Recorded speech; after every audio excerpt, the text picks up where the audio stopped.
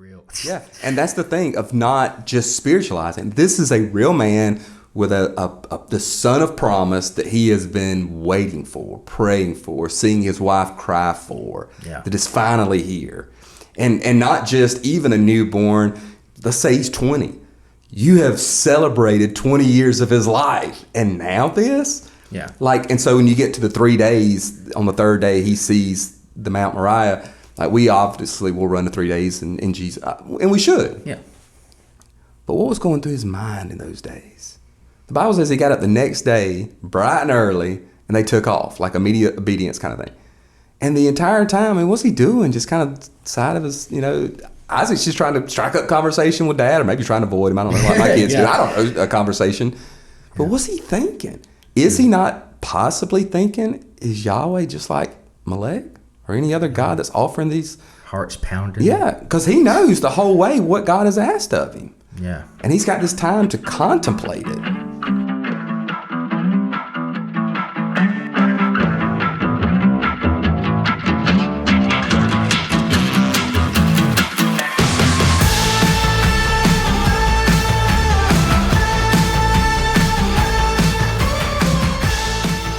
This is Into the Fray. I'm Austin. I'm Robbie. Welcome back. Yeah, I don't know what else this is. Just a heads up, I'm getting over allergies still, and so I'm going to have to clear my throat a lot. Yeah, I've had a few weeks of that as well. It's fun stuff. And with the weather change, you don't know, is it allergies, is it a cold, is it something else? And every time you cough or sneeze, people look at you like you got a third eye. It's a strange dynamic right now. I'm scared to cough or sneeze in the gym just because there's a bunch of health nuts, and I don't know if I'll get kicked out. They're coming over you as soon as you, before you even get off the bike or whatever it is, wipe down, they're spraying it. Yeah. Spraying you, yeah. So how you been this week, man? Dude, it's been good. I almost called you, but I was like, I'll wait for the podcast to talk about it. Mm-hmm. So this last Sunday, I wasn't at the bridge for our Easter service. Yep. I got to go with my parents to the church I grew up in. Mm-hmm. And I didn't realize, I was thinking about it today. My family left there 10 years ago. Yeah. And I haven't been to a Sunday service there in 10 years. And when we left, it was, there's a lot of complicated things going on at the church, and it just wasn't in a good spot. And so this was my first time being back, and our families being together since a year ago when we went through essentially hell. And it was this really amazing experience because, you get, I was thinking about, I've been coming to the bridge for a couple years now again, and I'm up here 3 times a week, maybe.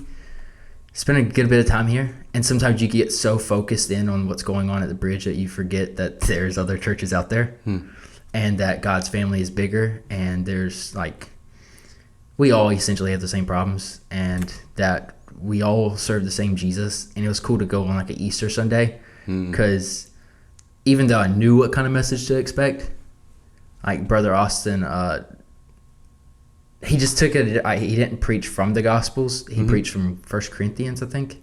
Yeah. And just broke down the need for the resurrection and why we should believe it and the stakes of it. And it was just so cool. And to see a church that I had left in a bad, the church was just in a bad spot, to come back and see this community, this faith family gathered together, loving Jesus. They were welcoming. They were everybody's in sync. I was kind of stepping back yo, how do y'all do this? It felt like everyone was on the same page. And I got invited to go pray over Austin before the service, and there was a group of us, and so I got to sit in with them, and I was like, yo, this is wild. And then watching, they had it felt like 20 families join the church, and they were just doing the confirmation. They had a ton of baptisms. A kid I grew up with named Jonah Chadwick, he leads worship there now, and it was my first time hearing him lead worship, and I was like, my God, you got a voice.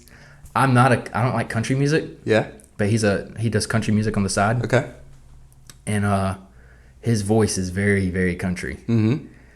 but it was like I was like, yo, I kind of, this is like country Christian music. I'm into it. Like, and wow, it was just a cool experience and like a good reminder that God's family is big and beautiful, and it made like, I know we talked about this before about how like churches kind of get like territorial and all, and like our struggles with that doing the night of worship and all, but visiting another church and like seeing how much we have in common, I was like, yo, it is really silly that we fight over the dumbest issues, and or that we get trapped in our own little worlds when we could be like leaning on each other and I don't know, like just praising Jesus together. Like, you know, this is just simple. Yeah.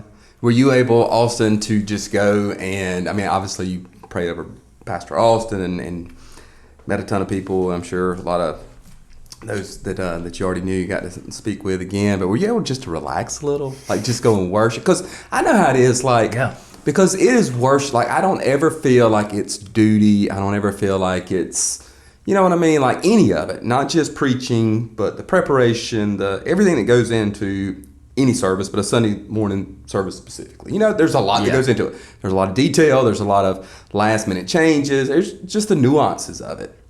But it's refreshing. Like when we go on vacation or, which is like twice a year, that I'm not here, to go somewhere else. Yeah. You know, and just like you said, it's not to sit back and critique or, oh yeah, well this is cool, I'd like to bring this back to the bridge, or oh, man, I wish they would do this differently or whatever. But just to sit there, you know, with the non-worry of having to do a bunch of other stuff and just worship Jesus. And you're around a lot of people that maybe you've, like for us on vacation, you're never been around, never met kind of thing. But for you to go back to a place like that, and I think there'd be a lot of healing in that. Yeah. Not that necessarily you've got like resentment or anything. I'm not saying any of that. I'm just saying like part of that is going back to a place where there were obviously some issues and things of that nature, and seeing the people again and worshiping Jesus again with them. And it was very much so healing of like, not that I'm like bitter towards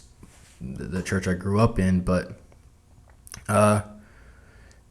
it was healing in the sense of like I got to see a church that I knew was in a bad spot at one point build itself back up. Yeah. And like I went hoping I'd get to see some old faces, and there are a lot of old faces that had already left. But then I got to reconnect with some other old faces that were still there, and like my buddy Bryce, he's my childhood best friend.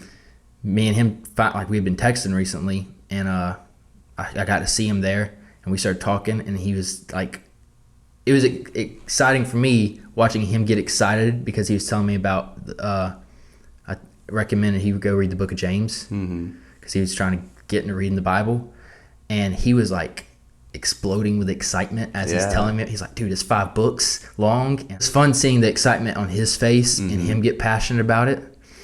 And it, again, like, because we sat in the same row that I decided to follow Jesus on, it was like this, a reminder of where I came from, and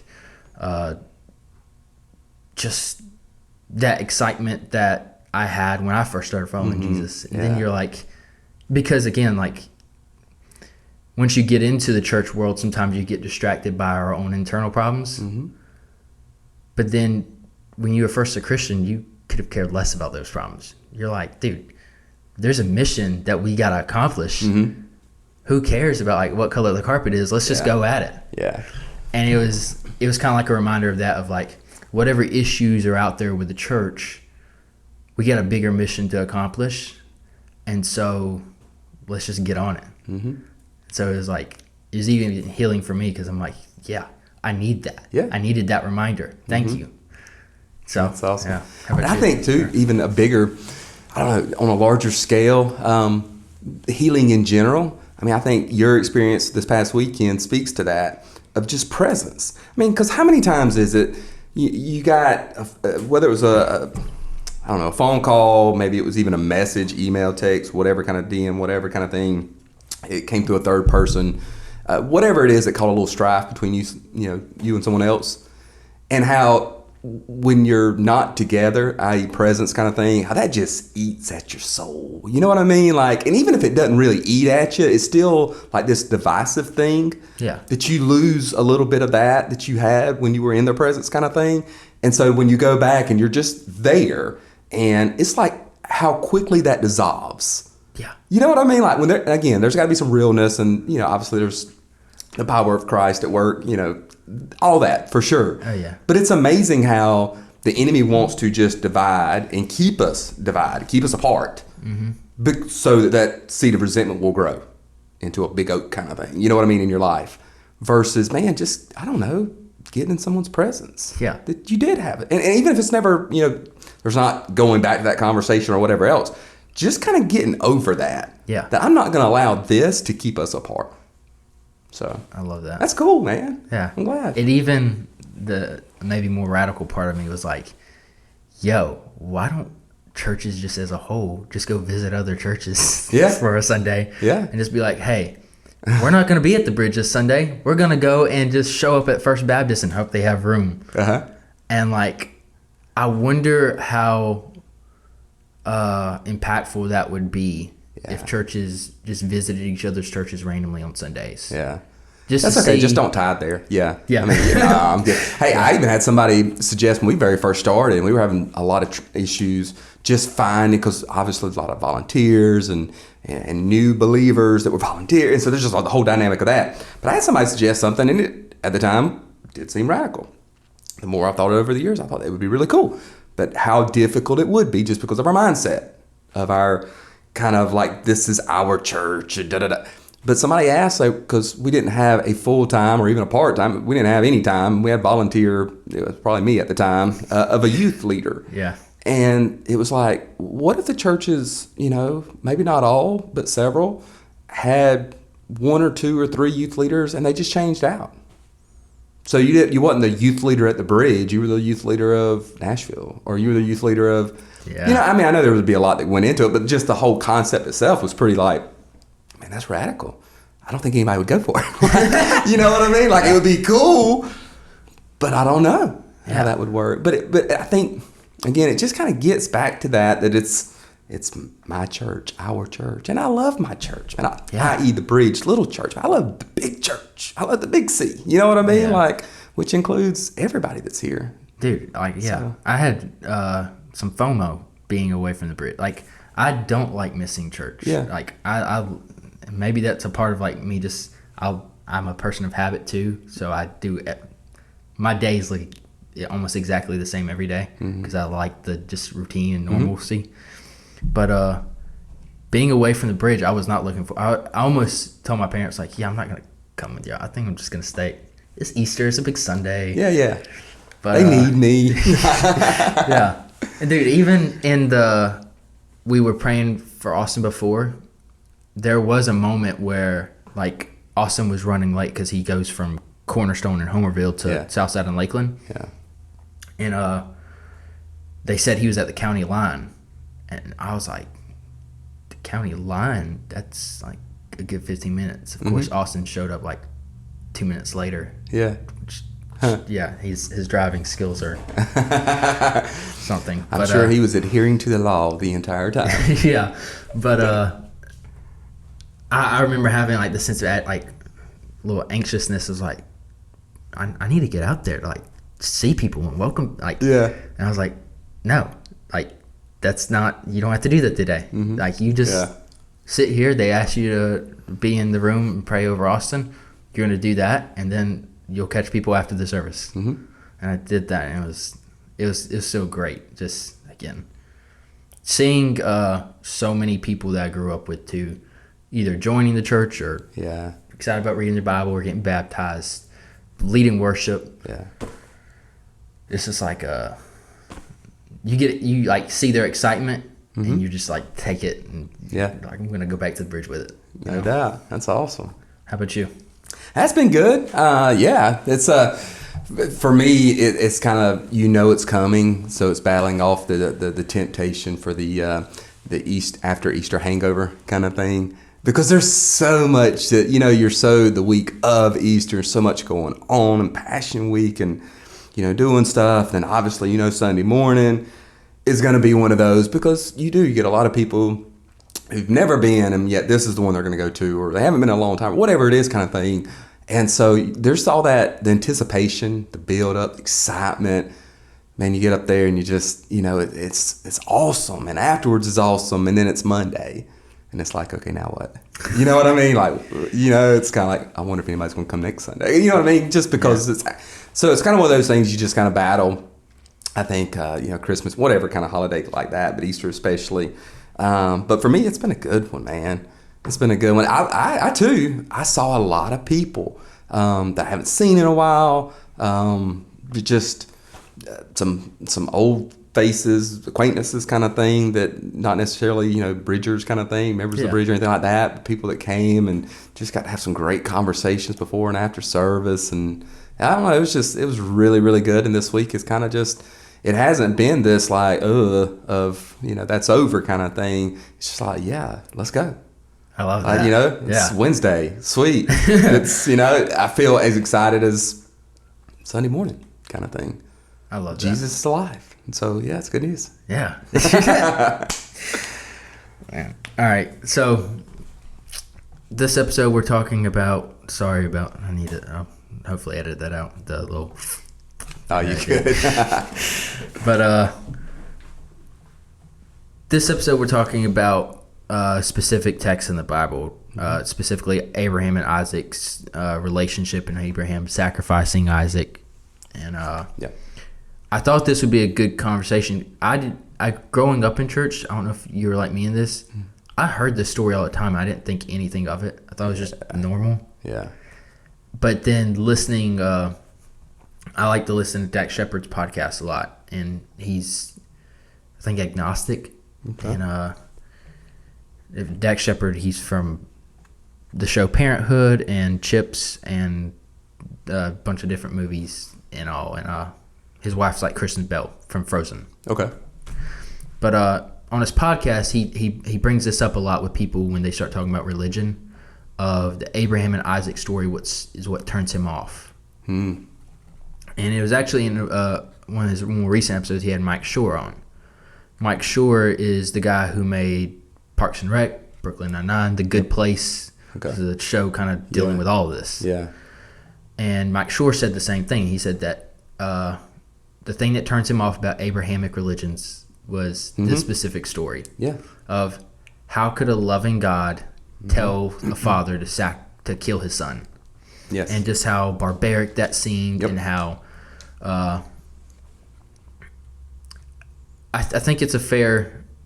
After I heard him out and really thought about it, I was like, yeah,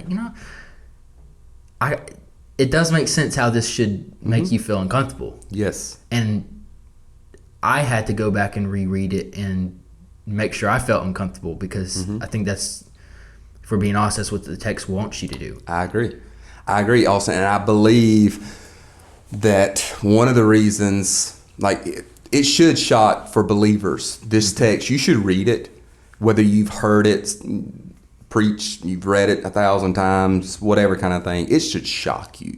I mean, there should be moments of gasping, of and even questioning, why is this here? Yeah.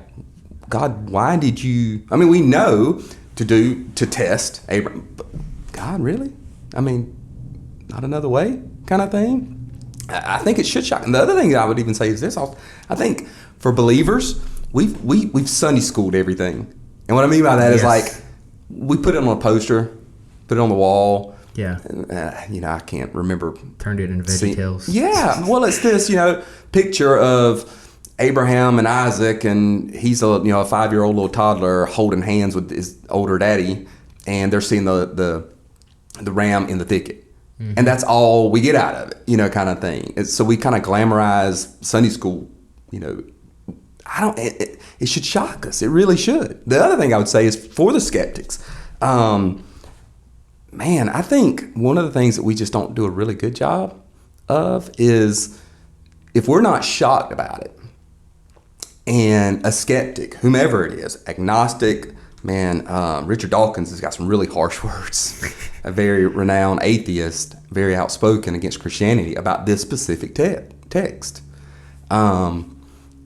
If we're not shocked as believers, then we may just kind of push them aside, not acknowledge the skeptical aspect of it. And even to your point about it, for Jesus, he was always around people who were skeptical. Yeah. And it was okay. I mean, and he taught, he obviously performed signs and wonders, miracles all around him, but there was still explanation. There was a ton of patience. I mean, his disciples, for goodness sake, how much patience is there? And for the skeptics who would see Lazarus raised from the dead, they knew he was dead, saw he was alive. I mean, we kind of do that as a Christian. We're like, yeah, sure, they believe. And yet some did not believe. Some did believe. Some were still skeptical.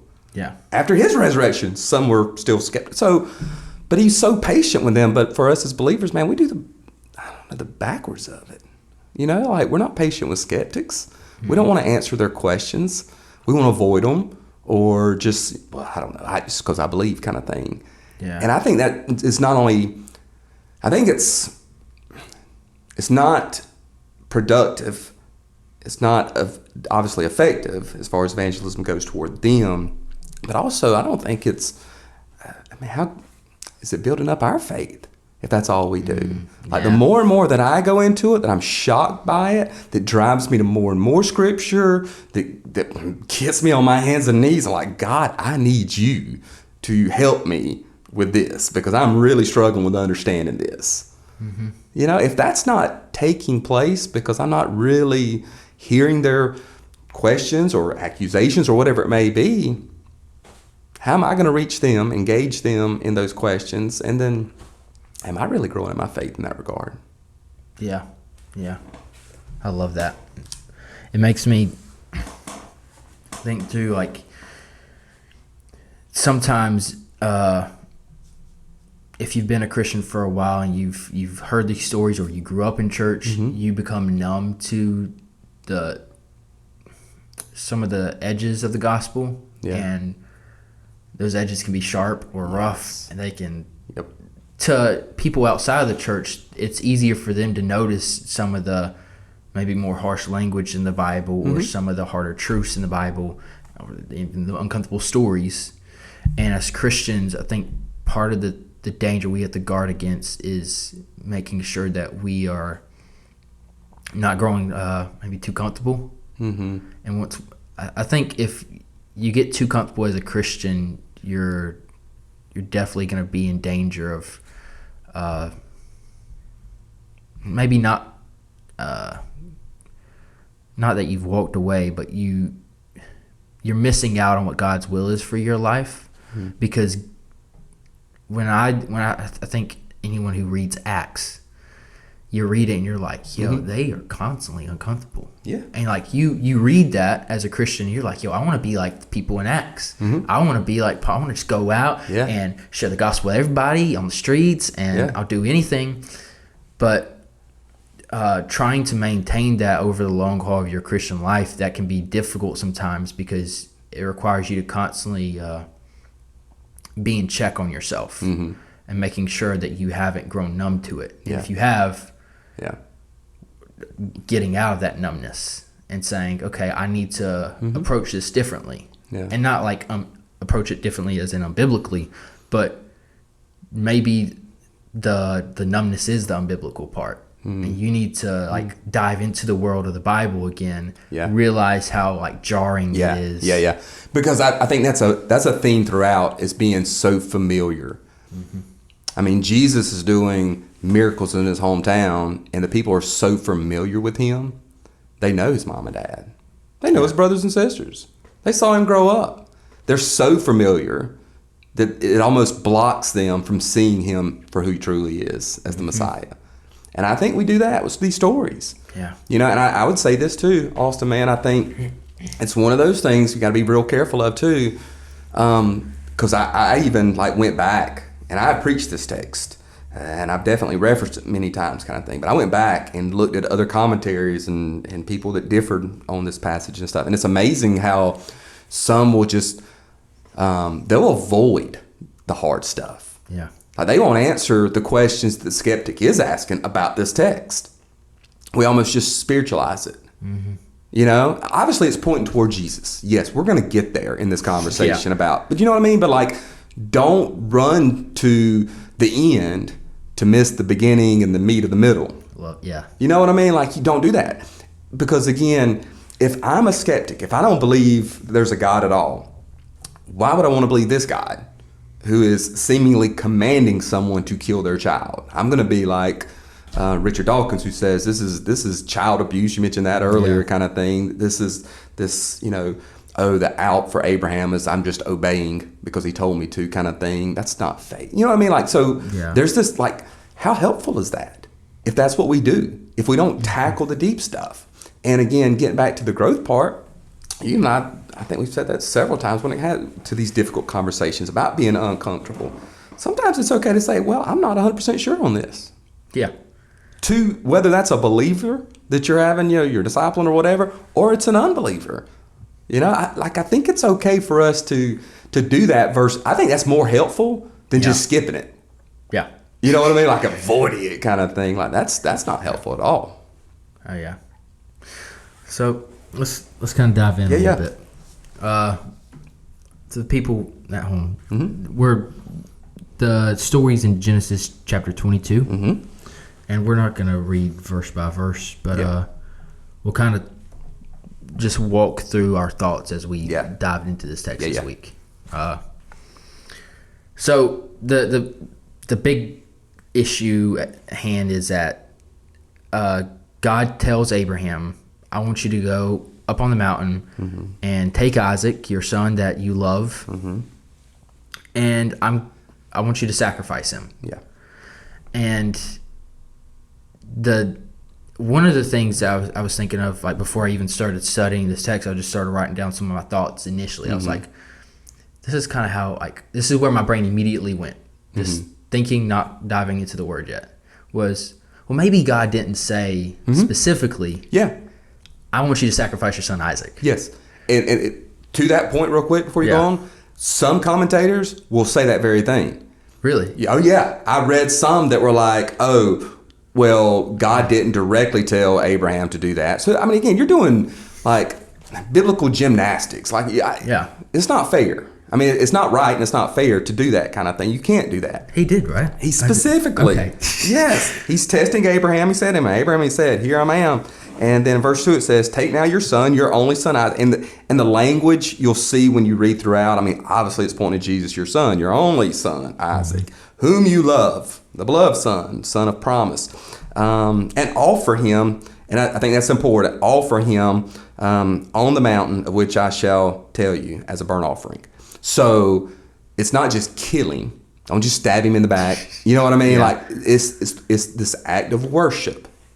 Now, that's still muddy. Don't get me. Made it work. Yeah. Yeah. But I think word by word, it's there for a reason. Like God not only did not have to do this with Abraham, he definitely didn't have to include it in the scriptures. Like if I'm Moses, I'm thinking, do I really want to put this in there? You know what I mean? Like this is kind of shady, but I mean, it's God's divine word, and I think it's there sovereignly put there for a reason. Oh yeah. But yes, he tells them that. But I've read people that said that. I read people that said that Abraham, while God may have told him to, he knew what the end result was going to be. And that's not, again, you're doing a horrible job, not only in this passage, but other passages. Because when you go to Hebrews chapter 11, Abraham is like, I mean, again, in this hall of fame of faith, he knew what God was asking him to do. He had the faith to believe in God's promise, because the heir of Isaac is going to be the seed by which, this great nation is going to come, all the blessing, all that kind of stuff, that God was able to raise him from the dead.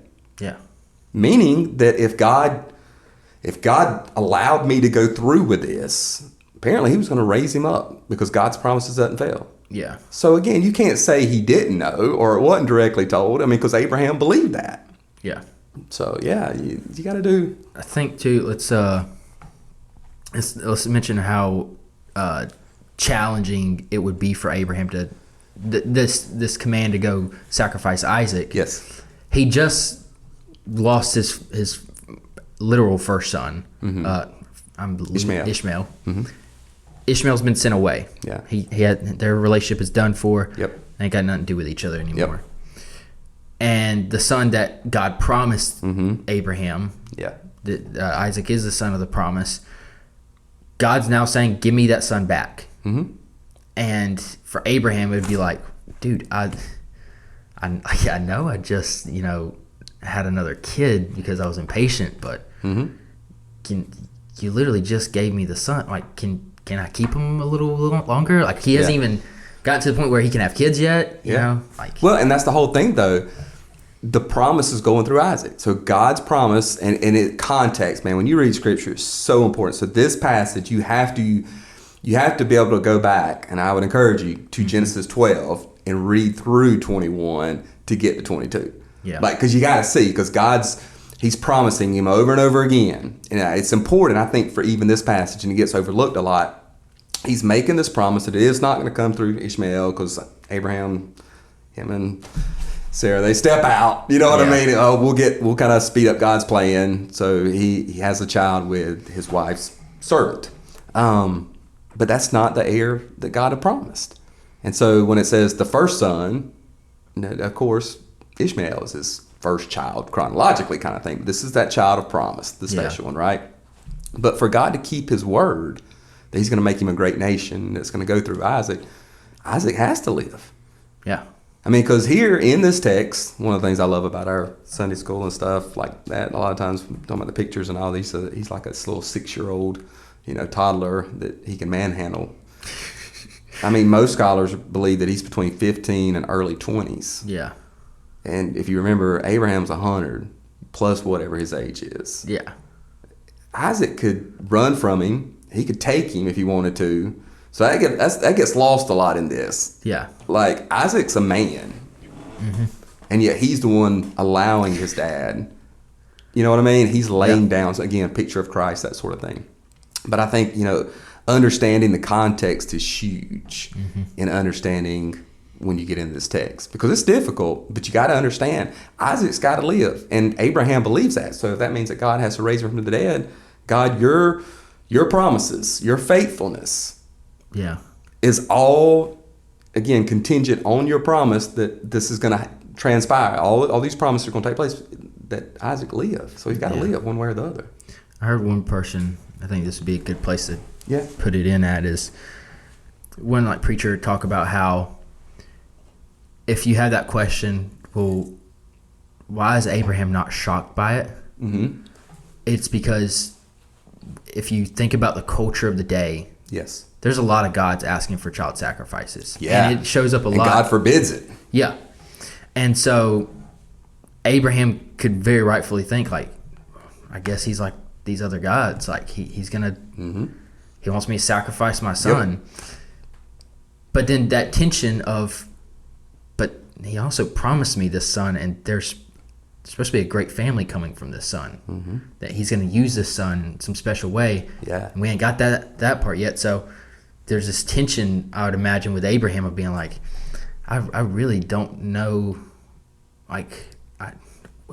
almost like this question I think the reader has to ask of, well, who is this God? Mm-hmm. Yeah. Which is the part that I love, because this story, you could look at it and say, well, God is this hateful person for asking Abraham to kill his son. But then as you read the story, I think it's actually a story pushing you to the character of God and saying, yes, I agree.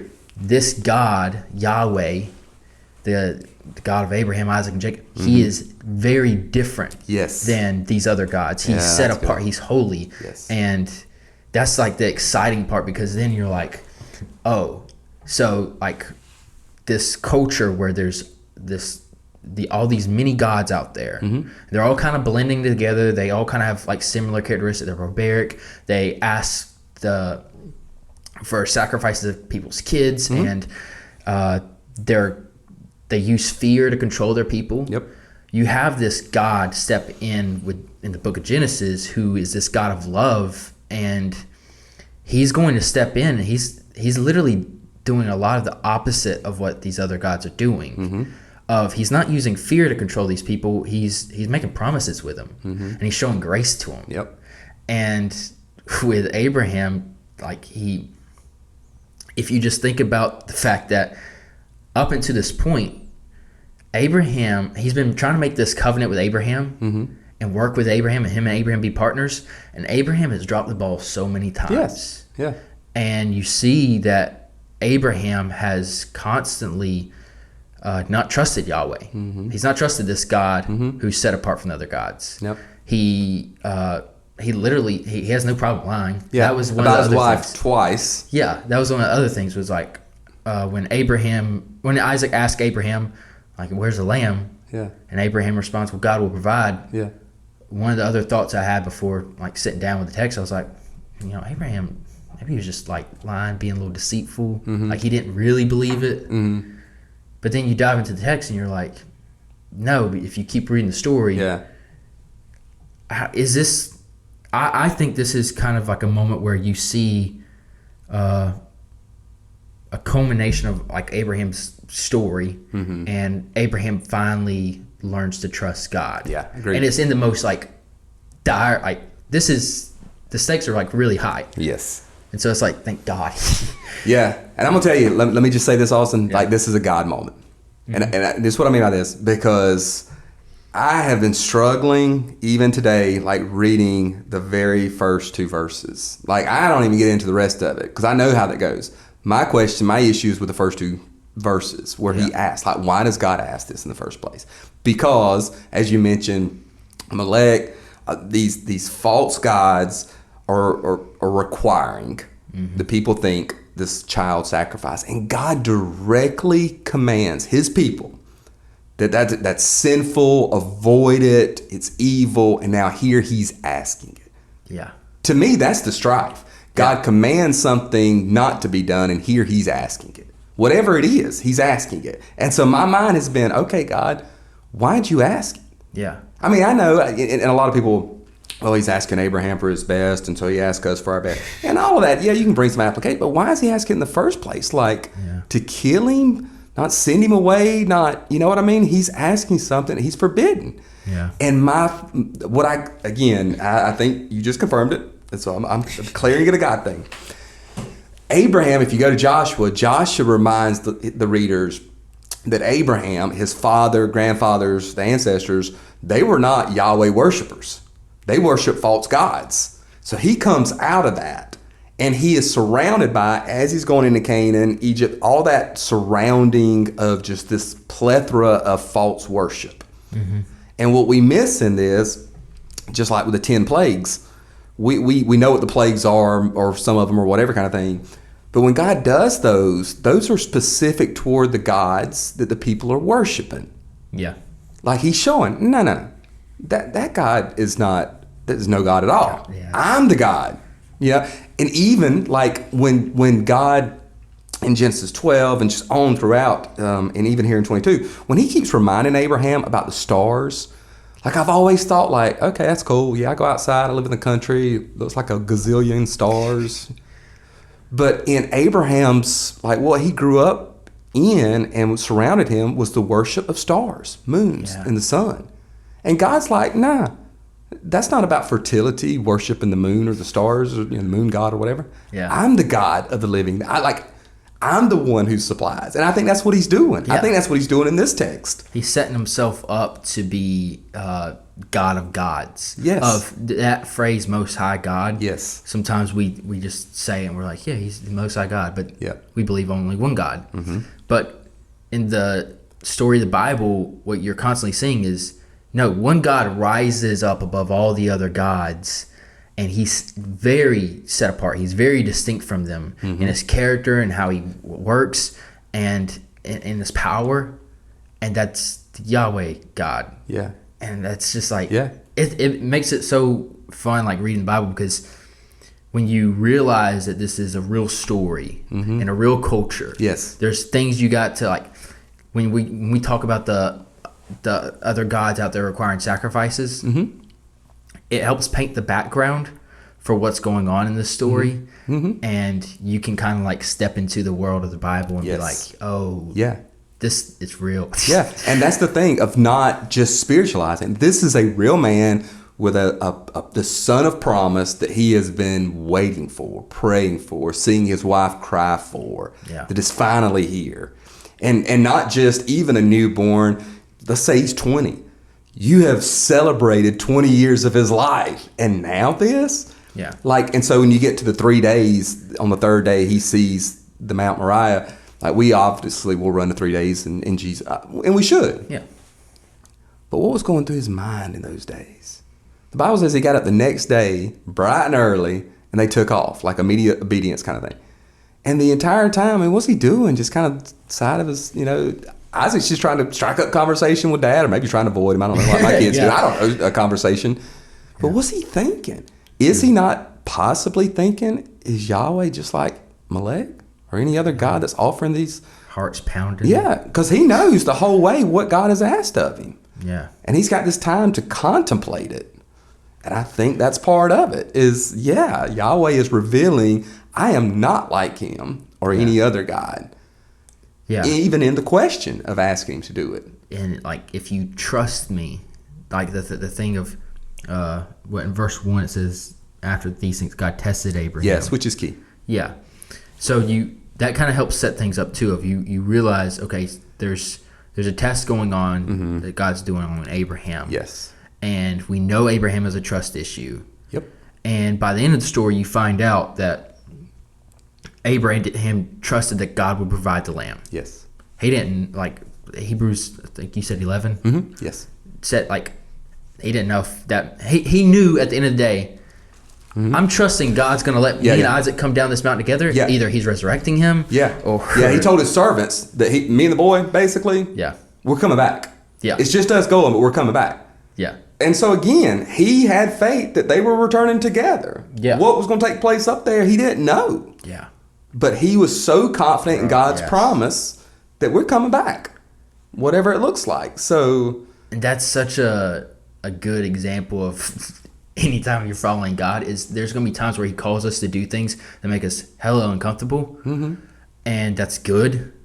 But that's where it really it's that testing moment of asking that question. Do you really trust God? Yeah. Do you really trust God to be the good God that you say he is? Mm-hmm. Because the situation doesn't look that good right now that you're about to walk into. And it's that check you moment of man, if I was Abraham, I don't know if I would be very trusting. I'd be very skeptical. Yeah. I'd be like, nah, dude. Yeah. When I want my son, Sure. Yeah, I've not trusted you before, and it didn't work out for me. But maybe there's a good reason. Mm-hmm. Yeah. But to find out that this is the moment Abraham finally trusts Yahweh, and I think it's because it's just that really heartache moment of I really love my son. I've been waiting for him. Yeah. He means a lot to my wife, and I think it's that moment where Abraham finally broke. It's a turning point for sure. Yeah. And the thing I would say too, Austin, is testing. There's a huge difference between testing and tempting. God does not tempt us. Mm-hmm. He definitely will test you, i.e. here. Yeah. And there's a huge difference. Satan wants to tempt to lead to evil. God will test you, but it's for good. It's a huge difference. And two, God, again, who is, there's four things. I've read a little pamphlet. I cannot remember who wrote it. Paul David Tripp. I can't remember who wrote it. But the four things in any situation, and I remind myself of this no matter what it is I'm facing. God is infinitely good, infinitely wise, infinitely loving, and infinitely powerful in whatever circumstance I'm facing. Yes. So if he's all wise, all knowing, all those things, even when it seems like it's out of control or I don't feel his presence, what does not change who he is, kind of thing. Yeah. So when it says that God is testing him, God knew what the result was going to be too. Mm-hmm. So it's not, okay, because I read this and I thought, oh, dear Lord. As if God is testing Abraham to see which way this thing will go. He's on the edge of the seat. Yeah, he's like, is he going to trust me? He knew. Yeah. Who's he doing this for? His benefit or Abraham's? This is bolstering Abraham's faith. Yeah. It's not bolstering God's plan. His plan is in place. You know what I mean? So the testing part, we have a problem with God disciplining us or God testing us. But again, he's all loving and all, you know what I mean? Wise, and it's for our good.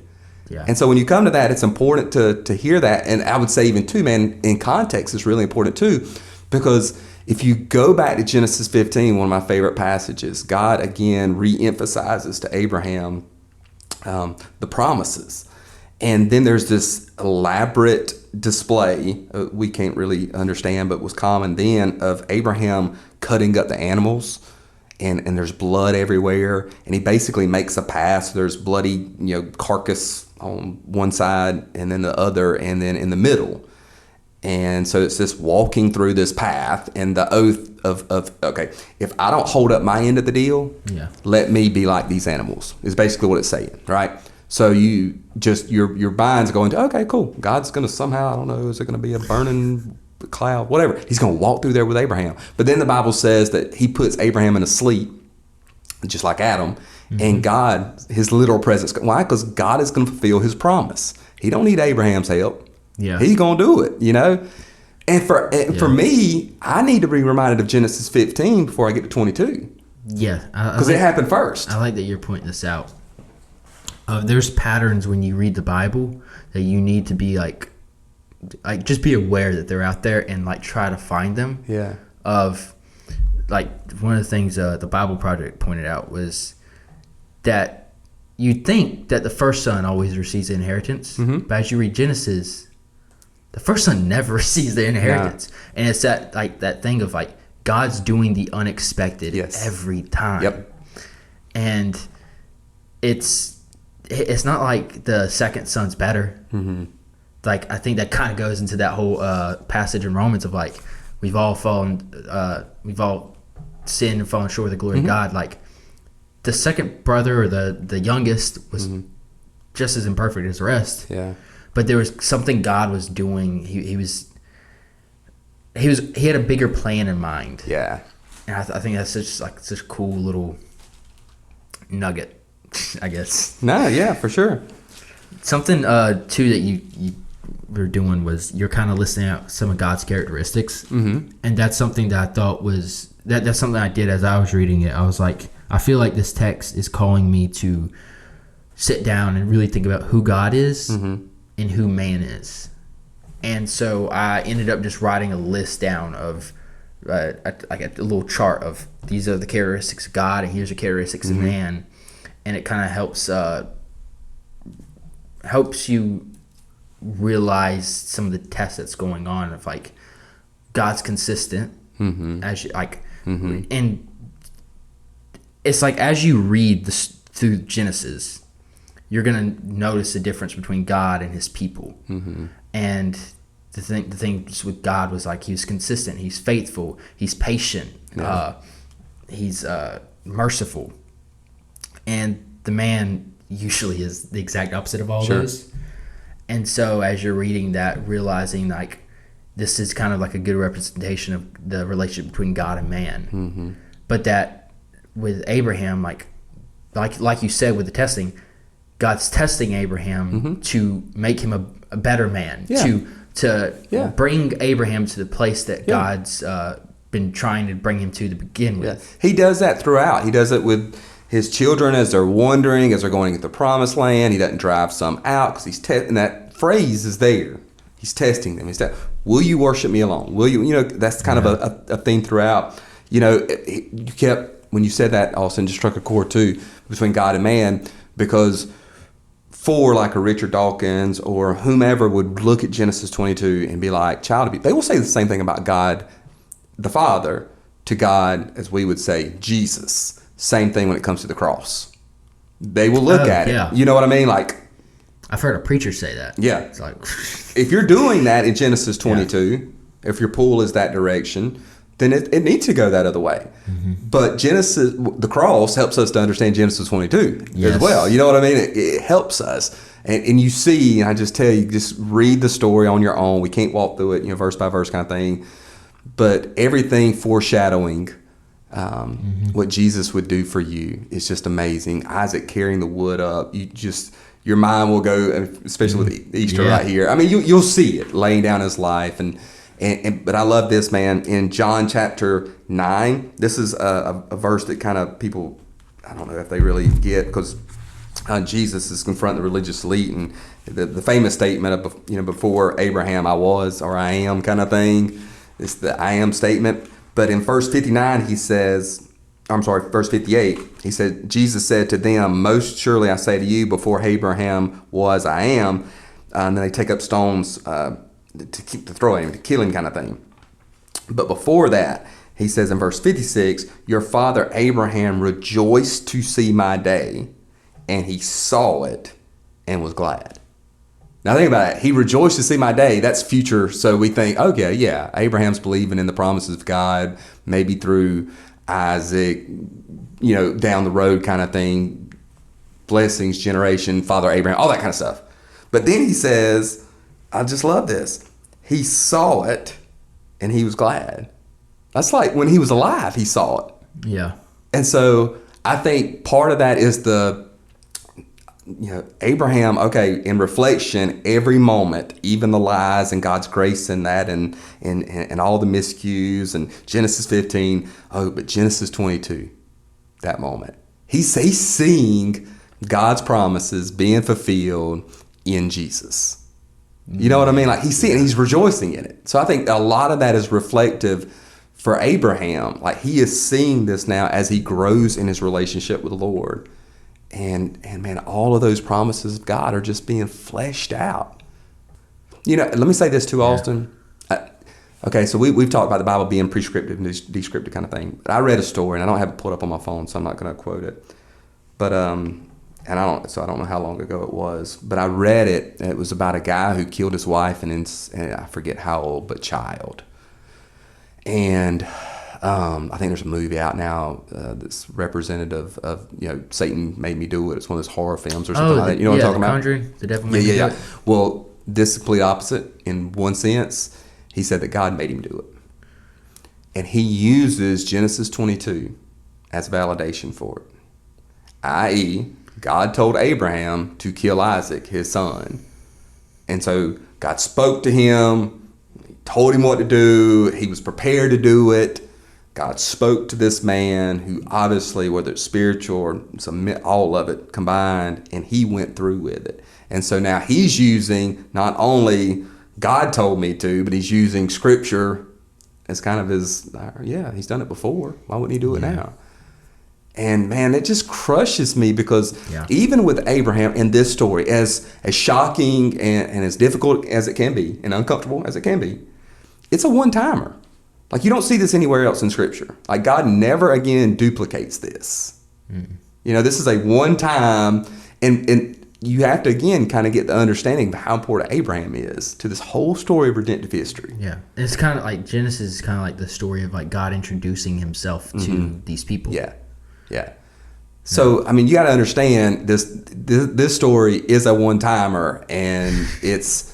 But the thing that just broke my heart, I mean, so many things about that tragedy that I read, is that people, and they still do that, and they do it for all different kind of means. I mean, y'all talked, on the podcast last week, and I mean, there's money to be made in Christianity, or underneath the umbrella of Christianity. There's power, there's position, there's all kind of stuff, and some people can even abuse it. In the sense of physical abuse or for in this instance, murder, and then trying to justify that with God told me to and let me use His word to back it up. And man, that just breaks my heart. Yeah. Because you can't take this story and then trying to apply it. I mean, a lot of the Bible is narrative. This is what happened. This is not to be repeated. This isn't a command to be obeyed. Go out and do likewise. No, that's not what this is. Yeah, man. Hearing that story, just the thing that came to mind was just this is why it's important to learn how to read your Bible well, and I think that's why this was like an important episode to do and we'll do more episodes like it, dealing with like some of the tougher passages in the Bible, but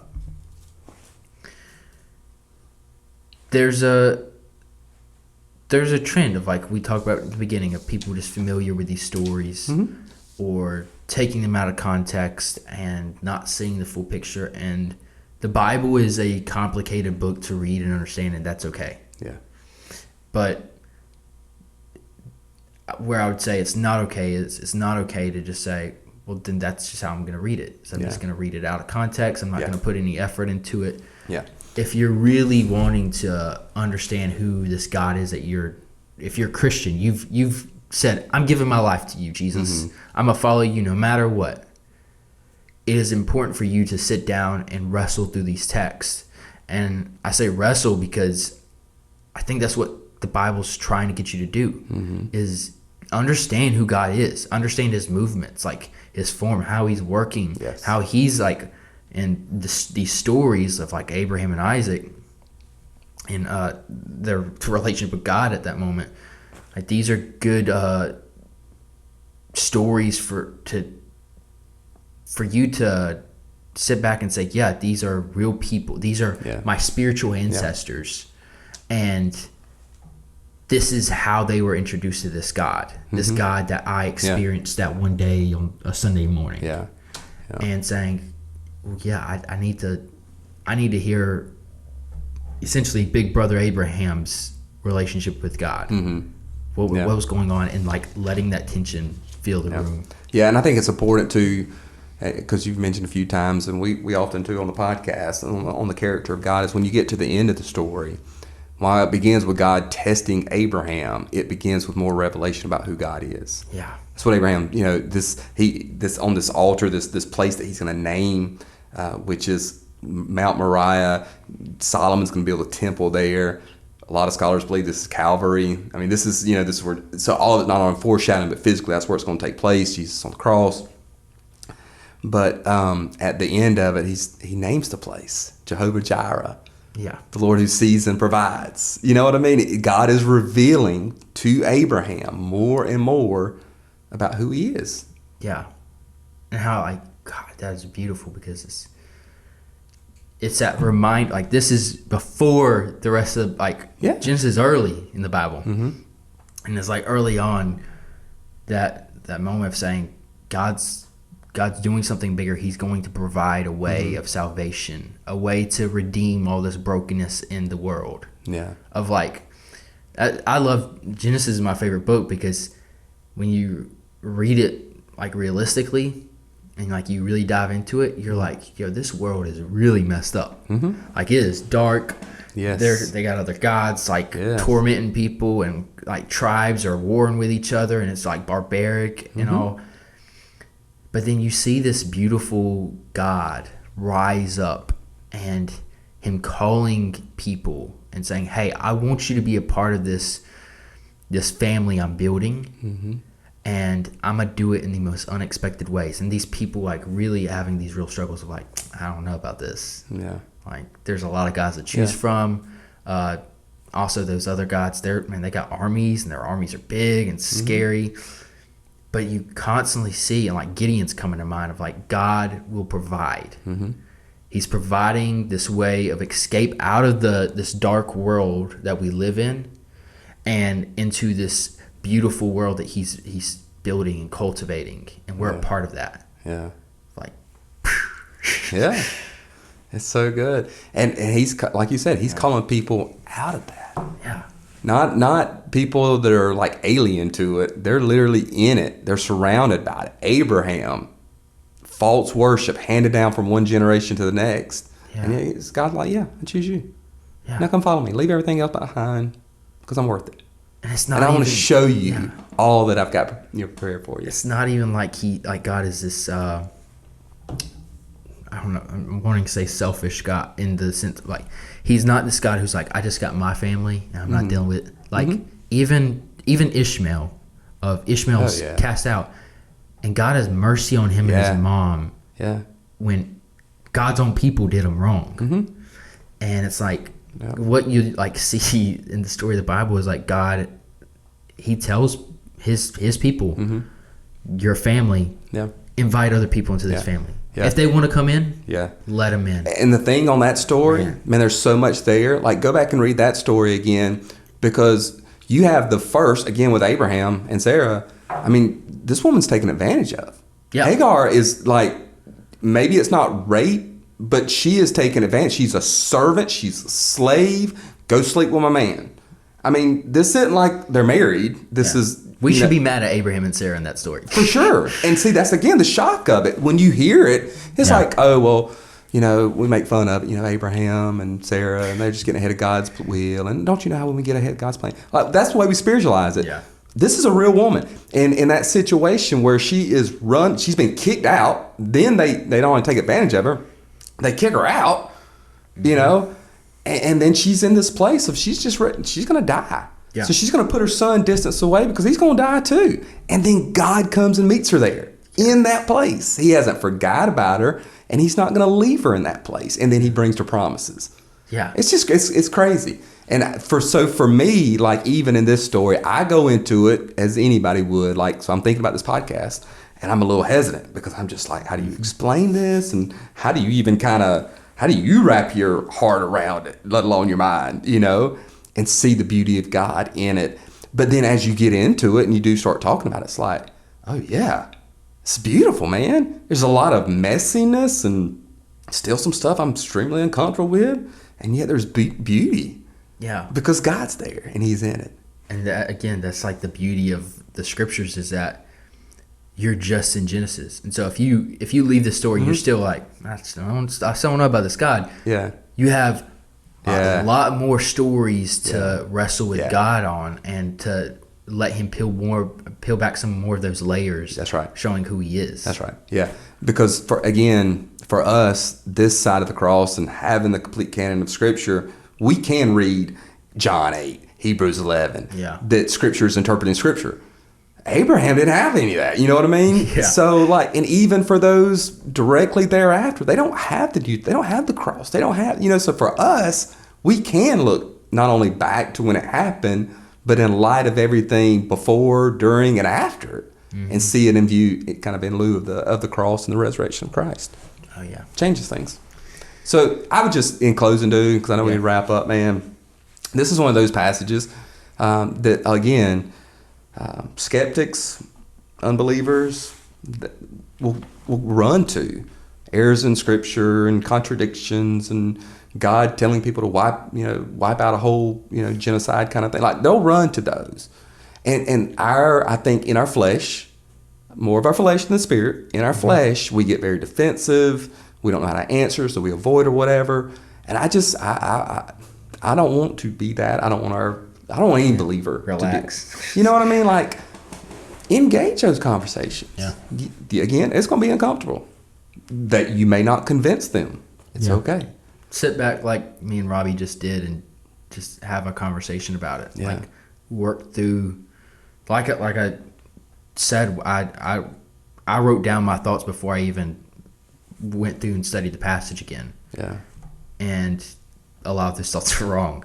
But that's okay. Like, you're, as a Christian, I feel so corny saying this, but life is that journey of you continually growing in your understanding of who God is and this world he's built. And so you don't have to have all the answers. And so just like relax, have those conversations, and have those conversations with other Christians. Yeah, sure. Of like, this conversation was fruitful to me because there's things you brought out that I missed or I forgot. And likewise. And for me, so it made it even so much better. Or even like, for me, I was like, I had never heard someone talk about the other gods offering sacrifice or asking for sacrifices. I'd heard that from a preacher I'm not going to name, but I ain't never heard like one of like my favorite preachers talk about that. But then being able to mention you being like, that was Molech, and like there's like a confirmation of like, you're on track. And that's the thing, is like, it's iron sharpening iron, so it's both of us kind of thing. And that's how it is. That's how God has designed it. So not only for the sake of the unbeliever, the skeptic kind of thing, but for your sake as a believer and other believers who are around you, like, because you're going to run into these. If you read your Bible, Old Testament or New, don't give me the God of the Old and the New. God will kill you in the New Testament too. Yeah. What do you do with that? Like, there's some things in there in the New Testament that's pretty dicey. Yeah. You gotta, don't be afraid of it. with humility, though, go into it and let it, because even like if you've ever had to teach anything or like even for this podcast, any type of preparation, it forces you. Mm-hmm. All right, I got to talk about this. What am I going to say? God help me. You know, can't run away from the questions. Yep, dive it. Oh, that should be more of a normacy. Not that it's on air or whatever kind of thing. It's just like, man, a love for God and His Word and for His people that, man, okay, God, help me out on this. Yeah. You know, because I'm sure this conversation is probably going to come up somewhere. And I want to be ready for it. I may not have all the answers, but I don't want to be so taken off guard. You know, I want to be able to hear their objections and concerns and whatever else, and just walk through some of those and receive them in a way that, I don't know, like Jesus would. Yeah. You say it, I'm pretty sure you say it all the time. Like, God can handle your questions. Sure. Yep. That's me. Good call. Yeah. This has been another episode of Into the Fray. We want to thank you guys for listening. Please subscribe to the podcast on your podcast feed. We will see you next week for another conversation.